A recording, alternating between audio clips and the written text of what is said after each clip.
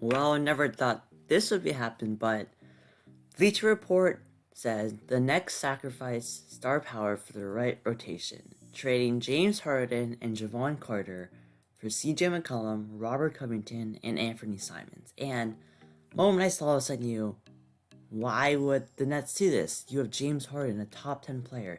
Even with his struggles, he's still a heck of a player with his playmaking.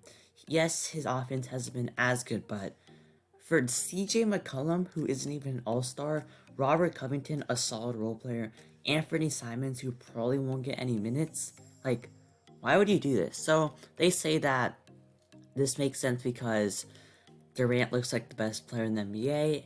Harden is starting to show some slippage. I mean, I guess. McCollum is a good player. Rocco can help the defense.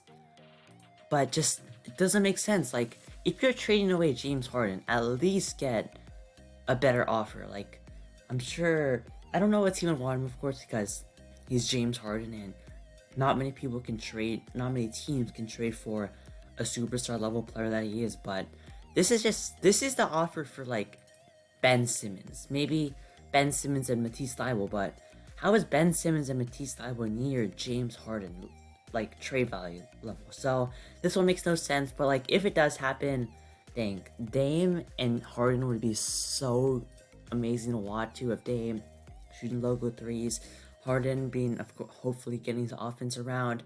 You also got, like, the playmaking, and that would be so helpful. But this package is just not enough for the Nets. Even if the Nets did this deal, maybe they would be a little bit. No, they would definitely be worse. Their defense, only Rocco makes it better, and it makes no sense. It's completely unnecessary.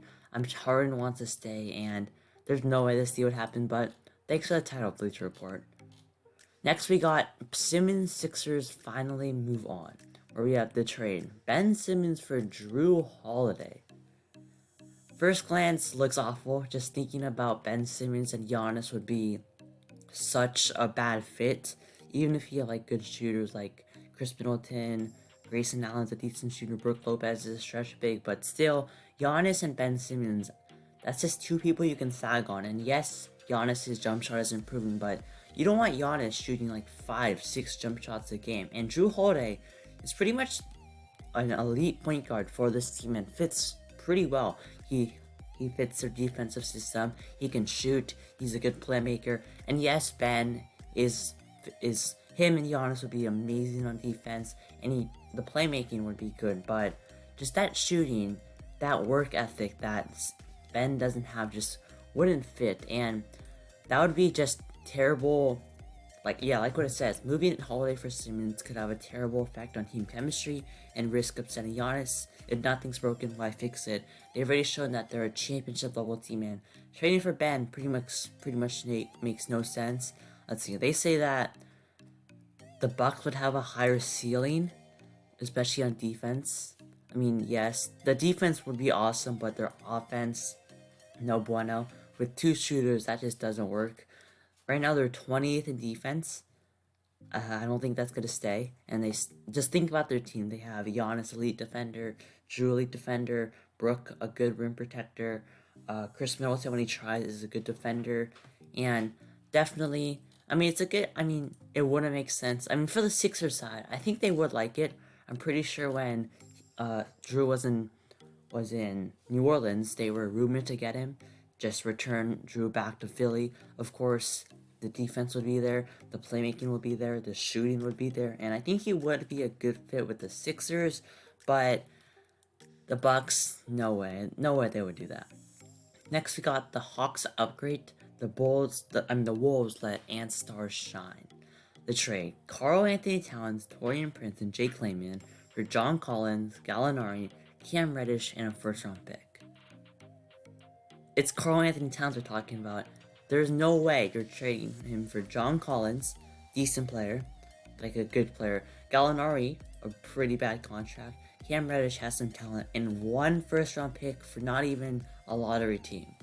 That makes no sense. You have to throw in at least Kevin Huerter with it, probably DeAndre Hunter with it, and yes, it would let Anthony Edwards maybe shine more, but I think the ceiling of Ant, D'Lo, Cat is higher than Ant, D'Lo, John Collins, Gallinari, and Cam Reddish. Like, why would they let him? Why would the Timberwolves let Cat go, especially when he's a superstar that's loyal to them, all-star that's loyal to them.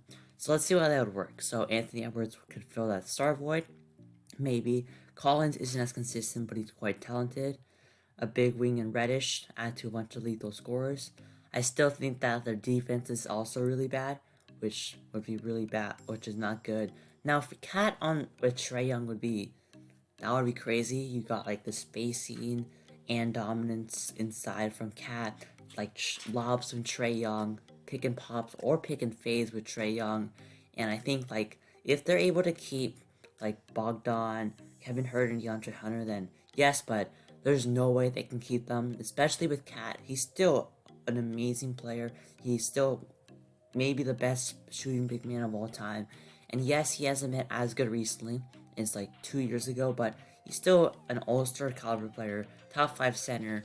And maybe they also say they'll start next to Clint Capella, which Cat can shoot.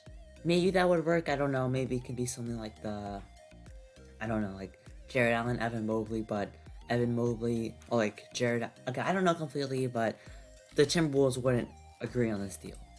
Next, we got the Lakers help Pistons go to a new direction.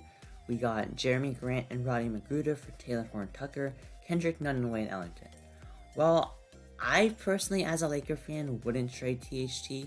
I know, like, people are gonna say, oh, Taylor's overrated, he's not that good, but he's shown so many flashes already. He had, 25 points against the Bucks, and almost, kept them in the game, though they still lost. And I think that Jerami Grant would be a good fit on this Lakers team, and maybe you do have to give up THT, but, I think it's not as crazy as the Cat trade or the Harden trade, and just thinking about the Pistons side, I think they would like that deal. THT, I think would be a good fit next to Cade. He's a ball handler. His shot's been looking way better this year, and they don't really need Jerami Grant anymore, and I think that THT would be good. Kendrick Nunn is also pretty young. Wayne Ellington, he's just a salary filler, and Jerami Grant, LeBron, AD, and Russ, I guess would be interesting, then you of course run AD at the 5, which I think is good. But it's an interesting trade, I guess. I don't know if the Lakers want to give up on THT, but I would say this is the most enticing deal so far. Next, we got the Spurs give Kyrie a chance to play. So it's Derek White, Thaddeus Young, and a first-round pick for Kyrie Irving. Well, I think every arena soon is gonna get the shot mandate. So I don't want to talk about that, but that's some decent value for Kyrie, who won't even play for the Nets. Let's see. So they say it could actually work. I guess Kyrie could play in Texas, which is true. They would. Why would the Spurs do this though? They're in a rebuild. They want to give minutes to their young talent, and they don't really want to be good. So yes, it can be something they can build around, but I still think that the Spurs need to tank for a little bit, maybe get that franchise player, and then maybe in a couple years they could have traded for Kyrie Irving to finish the rebuild off. And I think doesn't make sense. And yes, they're not giving up too much. Derek White has been kind of struggling. They don't even want Thaddeus Young. That first round pick is lottery protected, but I don't know why they would really do this. Yes, they want to give him a chance, but I just think that they're in a rebuild and they don't need Kyrie. And for the Nets, Derek White, a first round pick, and Thaddeus Young is better than nothing, which right now Kyrie Irving is nothing for the Nets. And it is a serious talent downgrade, like they said, but they're both solid defenders. They can shoot. Thaddeus Young can be that small ball 5, which I do like Thaddeus Young's fit with this team, but I don't know really why the Spurs would do it. Just yes, they want to give him a chance to play, but they're still a rebuilding team, but still an interesting deal. So yeah, this is going to be... I haven't done a reaction video in a while, so comment down below your thoughts. Make sure to subscribe, like the video, and I'll see you on next time.